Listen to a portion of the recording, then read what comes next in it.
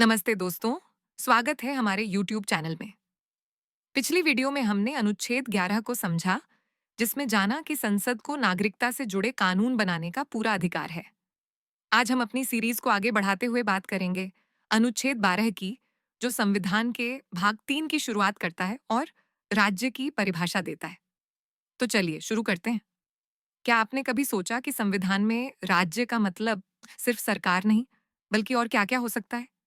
ये क्यों महत्वपूर्ण है? जवाब छिपा है अनुच्छेद 12 में। इसे समझने के लिए 5 मिनट रुकिए हमारे साथ। अनुच्छेद 12 कहता है, इस भाग के प्रयोजनों के लिए राज्य में भारत सरकार, संसद, प्रत्येक राज्य की सरकार और विधानमंडल, साथ ही वे सभी स्थानीय या अन्य प्राधिकरण शामिल हैं जो भारत के क्षेत्र में या भारत सरकार के नियंत्रण में हैं। सीधे शब्दों में अनुच्छेद 12 ये परिभाषित करता है कि संविधान के मूल अधिकारों भाग 3 के संदर्भ में राज्य किसे माना जाएगा। ये सिर्फ केंद्र या राज्य सरकारों तक सीमित नहीं है, बल्कि इसमें स्थानीय निकाय और कुछ विशेष प्राधिकरण भी शामिल हैं। पहला हिस्सा अनुच्छेद 12 का मतलब, अनुच्छेद 12 का उद्देश्य यह स्पष्ट करना है कि मूल अधिकारों को लागू करने की जिम्मेदारी किन किन संस्थाओं पर है। राज्य में न सिर्फ केंद्र और राज्य सरकारें, बल्कि नगर पालिकाएं, पंचायतें और कुछ सरकारी नियंत्रण वाले प्राधिकरण जैसे रेलवे या सार्वजनिक उपक्रम भी शामिल हैं।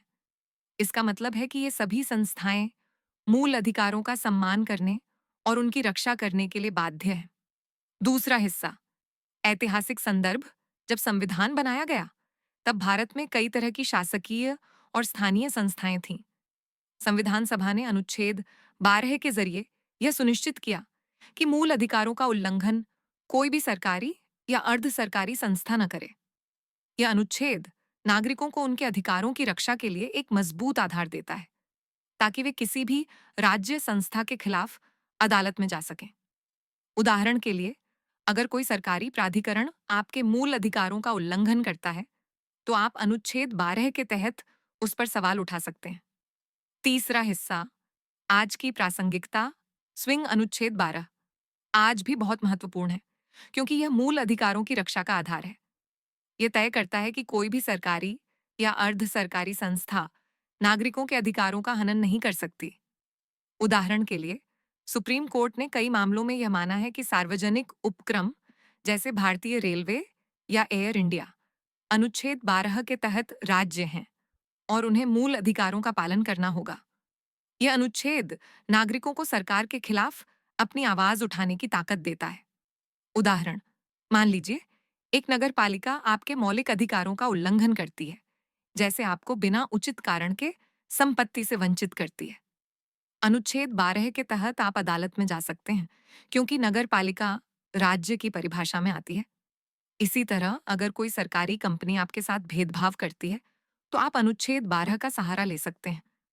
तो दोस्तों, अनुच्छेद 12 भारत के संविधान के भाग 3 का प्रवेश द्वार है। यह राज्य को परिभाषित करके नागरिकों के मूल अधिकारों की रक्षा करता है।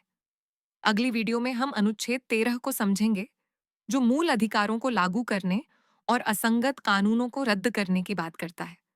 अगर आपको यह वीडियो पसंद आया तो लाइक करें, चैनल को सब्सक्राइब करें और बेल आइकन दबाएं ताकि आपको हर नई वीडियो का नोटिफिकेशन मिले।